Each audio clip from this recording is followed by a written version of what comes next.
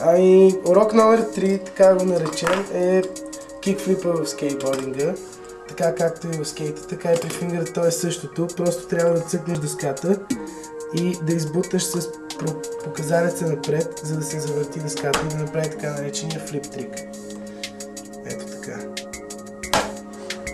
И подобно на олито, този трик е хубаво също да започне да се учи на крак.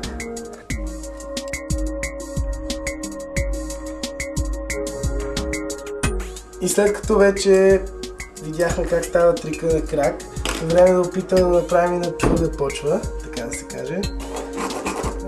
Подобно на олито, трябва хубаво да се загреят първо пръстите и да се направи характерното за всички трикове кликване. Това е най-важното, цъкването на дъската.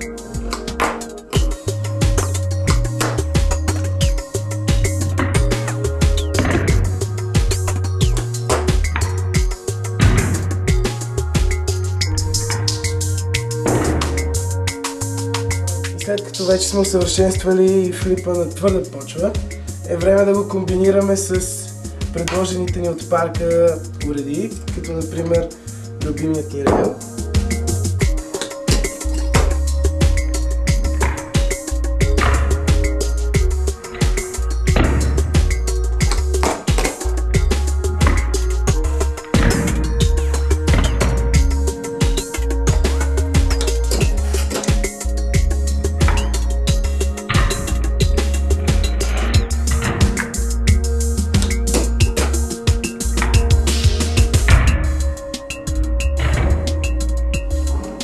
Ето едно фейк йоли.